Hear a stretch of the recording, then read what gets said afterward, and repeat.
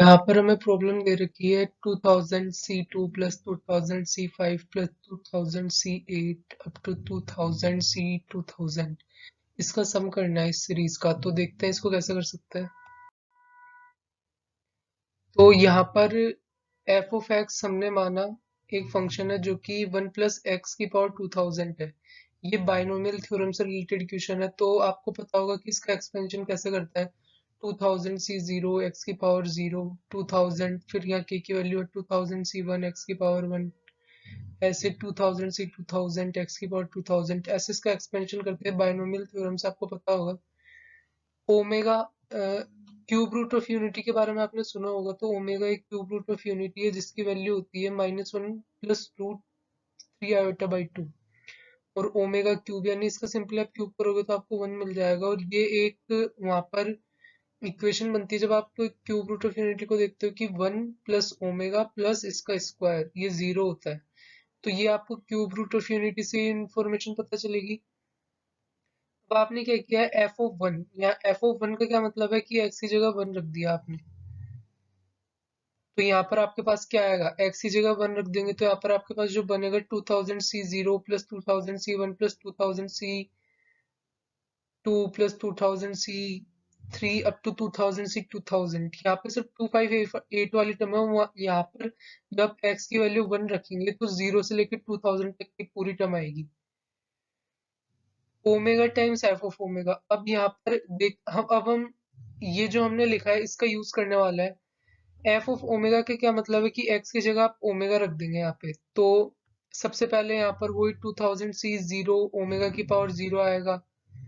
फिर ओमेगा, फिर जो 2000 C1 ओमेगा की पावर 1 आएगा, 2000 C2 ओमेगा की पावर 2 आएगा।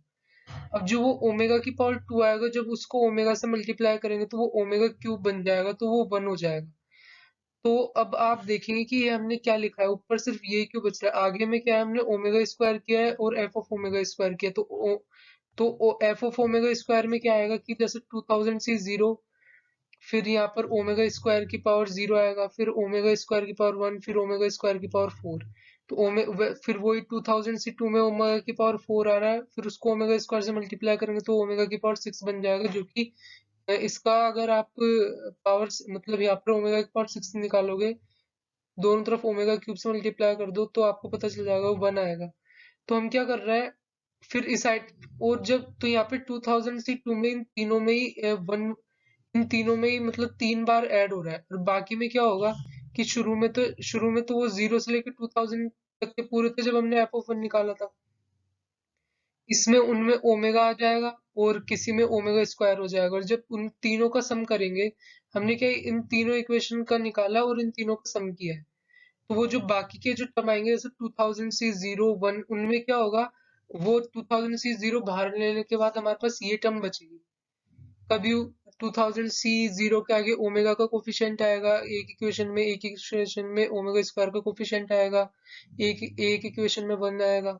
तो जब उस 2000 C 0 को बाहर ले लेंगे और कॉमन ले लेंगे उन तीनों में, और ये वहां पे बच जाएगा जो कि 0 हो जाएगा, तो ये हट जाएगा वहां से। तो फिर ये इक्वेशन बच जाएगी। तो यहाँ पे एफ ओपन टू 2 की पावर 2000 यहाँ पे निकाल ही सकता है। F of omega times F of omega क्या होगा कि एक्स की जगह ओमेगा रख दिया, एफ ऑफ ओमेगा स्क्वायर यहाँ पे ये रख दिया। तो ये हो गया। अब यहाँ पे 1 + ओमेगा को माइनस ओमेगा स्क्वायर लिख सकते हैं, 1 + ओमेगा स्क्वायर को माइनस ओमेगा लिख सकते हैं, उसकी ओमेगा की पावर 4000। तो क्या होता है कि ओमेगा का जो 3 का मल्टीपल होता है वो 1 होता है। अब ओमेगा की पावर 6 निकालोगे वो भी 1 आएगा, ओमेगा का 9 निकालोगे वो भी 1 आएगा। तो वैसे ही जो 3 के मल्टीपल तक जाते जाएंगे तो यहाँ पर जैसे 4000 है, 4000 को 3 से डिवाइड करोगे तो कितना आएगा, आपके पास ओमेगा बचेगा यहाँ पे, क्योंकि ओमेगा की पावर 3999 वो तो 1 हो जाएगा। मल्टीप्लाई में ओमेगा बचेगा और ओमेगा को ओमेगा से मल्टीप्लाई करोगे तो ओमेगा स्क्वायर आ जाएगा। वैसे ही 2000 को 3 से डिवाइड करो तो कितना आएगा, वहाँ ओमेगा स्क्वायर बचेगा। तो ओमेगा स्क्वायर को ओमेगा स्क्वायर से मल्टीप्लाई करोगे तो ओमेगा की पावर 4, और फिर उसमें ओमेगा क्यूब 1 हो जाएगा तो ओमेगा बचेगा। और यहाँ पर ओमेगा प्लस ओमेगा स्क्वायर -1 है ही, तो ये बच जाएगा। और इधर से यहाँ से 3 से डिवाइड करोगे तो जो डिजायर्ड वैल्यू आपके पास ये आ जाएगी। आपको क्या करना था, सिर्फ ये complex cube root of unity पता होना चाहिए आपको यहाँ पे इस तरीके से टर्म्स को सेट करना है ताकि जो इन वाले टर्म के कोफिशिएंट्स है वही आए और बाकी वाले जो टर्म के कोफिशिएंट है वो इससे जीरो बन जाए। तो वो आपने किया, फिर इसी का यूज करके वन प्लस ओमेगा को माइनस ओमेगा स्क्वायर लिखा, वन प्लस ओमेगा स्क्वायर को माइनस ओमेगा लिखा, फिर वहां पर उसकी पावर देखा कि 3 का मल्टीपल तो 1 होता है, और फिर जो रिमाइंडर बचेगा उसके हिसाब से लिख दिया। फिर आपने इसी आइडेंटिटी का यूज करके -1 किया, फिर 3 से इधर डिवाइड किया तो ये आ गया। तो इस तरीके से कर सकते हैं।